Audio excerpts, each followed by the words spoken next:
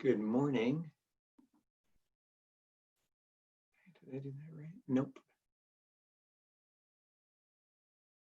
Clicked on the wrong thing. One of those days, huh? How could it be one of those days so quickly? It's not. It's a little cool, but it's a beautiful sunny day outside.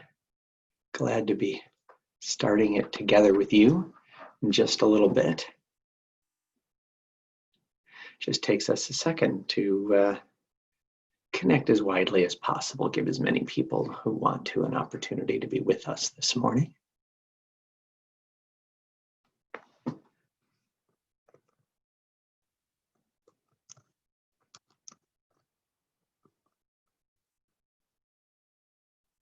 Here we go.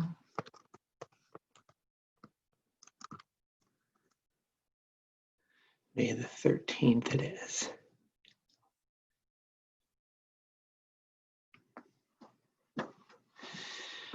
Yes, good to see us saying Boker Tov to one another. Nice to have a little time to greet each other this morning as we gather.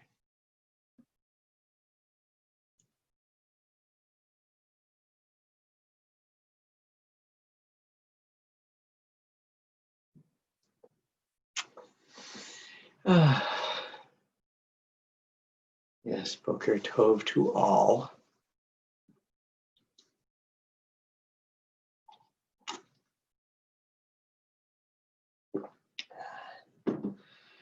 Wonderful to see everybody. A little chance to be positive together here this morning and to start off the day in just a lovely way. Well, Boker Tov from Temple Sinai. Welcome to our daily Sinai streams, an opportunity from Temple Sinai in Toronto each and every day to connect, to reflect, and to remember.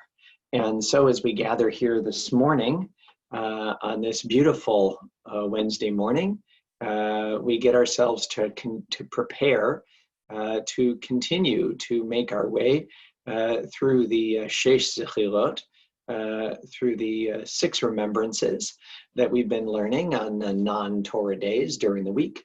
But before we do, let's just take a moment to wake up and express our gratitude for this beautiful new day, joining together as we did yesterday in these 2 preliminary prayers from our tradition. The first for the miraculous combination of body and soul that each of us represents, and then for the opportunity for learning. So please join me, if you wish to, in the translation of Asher Yatzar. Blessed eternal God, creator of the universe, you have fashioned our bodies with wisdom, creating within us a finely balanced network. To stand before you in prayer is itself a fragile miracle. Eternal God, we praise you as the healer of body and spirit. And now as we note the combination of body and spirit, we add the mind, that it really the third partner in humanity, so that with our senses and our souls, we might also add intellect and be able on that strong foundation to learn something new today. Let's join together in the blessing for Torah study. Baruch atah Adonai Eloheinu melech haolam, asher kidshanu b'mitzvotav v'tzivanu la'asok b'divrei Torah, v'ha'arev na Adonai Eloheinu et divrei Toratcha b'finu v'fi amcha beit Yisrael, v'niyeh anachnu v'tze'etze'enu v'tze'etze'ei amcha beit Yisrael, kulanu yodei shemecha v'lomdei Toratecha lishma, baruch atah Adonai hamlamed Torah le'amo Yisrael. We are so grateful to have the privilege of Torah, to have the privilege of learning. And as in a moment we learn more about our remembrances, our first remembrance of those is the remembrance of the Exodus from Egypt, which takes place in the Shema every day.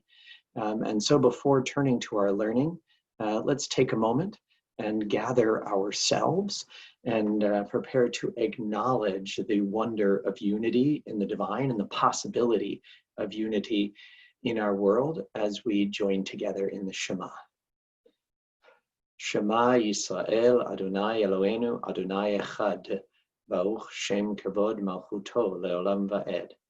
Ve'ahavta et Adonai Elohecha, בכל לבבך ובכל נפשך ובכל מאודיך. והיו הדברים האלה אשר אנוכי מצווך היום על לבביך.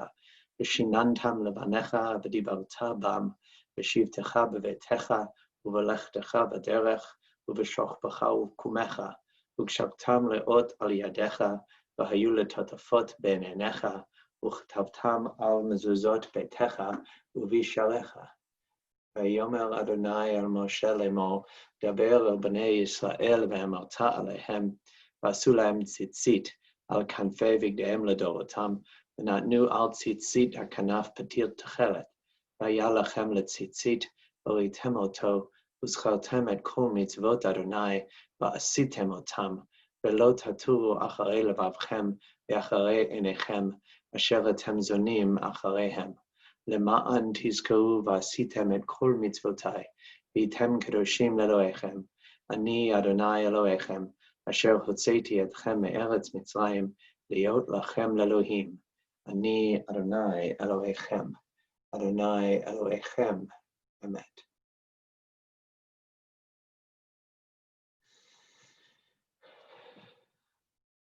In the mornings, we've taken a little bit of time to learn some new direction in our tradition. And for these few weeks, I've been focusing on the Shesh Zechirot, as they're called, the 6 remembrances, 6 things that our tradition teaches us, urges us to remember every day. The first of them, as we acknowledged in the end of the Shema, as we've just recited, is remembering Yetziat Mitzrayim, the exodus from Egypt. The second of those is to remember Shabbat, not merely on Shabbat by reciting Kiddush, but each and every day. The third one of those is Ma'amad Har Sinai, is remembering the standing together with the whole people of Israel at Sinai. As we have the privilege and opportunity to do that, we also now find ourselves acknowledging the next of our Zechirot, that it is a commandment that we remember that which Amalek has done to us in ancient times. Now, Amalek, as we see here in Deuteronomy 25, is a people, as it said, who attacked us as we made our way out of Egypt. We'll look at these exact words in a moment. But Amalek becomes an image, not merely for any enemy, but for evil. An awareness that just like in our benedictions, as we saw, we have one malediction. We have one that is a prayer against evil rather than for something. There is an acknowledgement in our tradition that evil is not imaginary, that the doing of evil and people who choose evil is a reality in our world. And that some enemies are in fact truly enemies, not people who are just lost along the way. And we are commanded each day to remember Amalek. But what that means to remember Amalek is a little complicated, as we can see here from these verses. Again, they start with the Hebrew word zachor, as you can see. And so in doing so, it does say remember. Right? But what is it we're told to remember? Deuteronomy 25:17. Remember what Amalek did to you on your journey after you left Egypt. How, undeterred by fear of God, Amalek surprised you on the march when you were famished and weary, and cut down all of the stragglers in your rear. Therefore, when the Eternal your God grants you safety from all your enemies around you, in the land that the Lord your God is giving you as a hereditary portion, you shall blot out the memory of Amalek from under the heaven. Do not forget. So there are 3 different ideas here that seem to fit together in a challenging and unusual way. First of all, an obligation to remember. Second of all, as we see at the end of verse 19, the commandment that we should blot out the memory of Amalek. Right? We have to remember, but also blot out the memory. And then it finishes, do not forget. How do these things fit together? The commandment seems to be, first of all, that we need to use history to inform the past, or more important, narrative, the stories, the realities that our people have experienced. To go forward, we have to carry those stories with us. And so Amalek, this ancient people, a people who, when seeing us, a people of slaves who had just been freed from Egypt, with many who are old or infirm or wounded or straggling behind, their first thought was not what we might need, but their needs and how they might take advantage of us, take advantage of weakness and attack us at that time. And so that story, that reality of evil and self-orientation and ignorance of the other being created in the image of God, we must carry that memory with us each and every day. That in order to be who it is our Torah commands us to be, we have to be aware of the opposite of what we are commanded to be as well. At the same time, we're commanded to blot out the name of Amalek.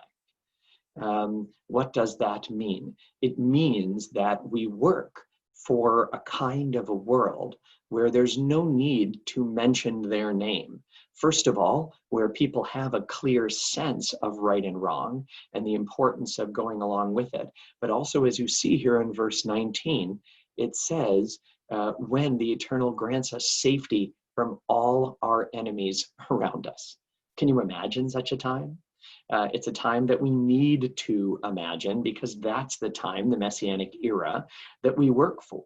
A time when, in fact, there will not be enemies around us, but allies, friends, those who understand us and who see our needs, not their own, in us. And so only in that time can we truly blot out the name. But we need to work for a time where we do that, and in a positive way. In fact, quite a number of years ago now, when we wrote our Torah scroll in honor of Temple Sinai's 50th anniversary, that was about 15 years ago, astonishing though that sounds, at that time, each time when we wrote letters in a Torah scroll, we sat with our scribe, Sofer Neil Yerman, and actually wrote out the name Amalek and then physically erased it from a piece of parchment. Each time reminding us that the way to undo evil is not with focusing on the negative, but by living the positive, by creating Torah and strength and tradition and ethics and meaning, not merely by focusing on evil.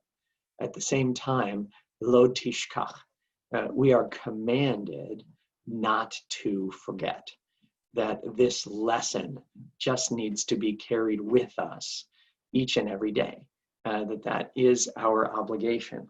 And how do we do that? How do we know what it means to do this in a positive way? Well, there is a certain kind of a drash that's done, a certain kind of interpretation of Torah that's done where we look at two things that are put next to each other in Torah. And we understand that even though it's not the simple meaning of what we find in the Torah, that at the same time, that neither should we view those things that are next to one another in Torah as being a coincidence. So if we find ourselves here in this famous passage, Deuteronomy 25, 17 through 19, that commands us to remember Amalek every day, to remember the reality of evil and work against it, our tradition says it's very important to see what it is that's immediately before this in Torah, where it says here in starting in verse 13, hard to get that, there we go. You shall not have in your pouch alternate weights, larger and smaller. You shall not have in your house alternate measures, a larger and a smaller. You must have completely honest weights and completely honest measures.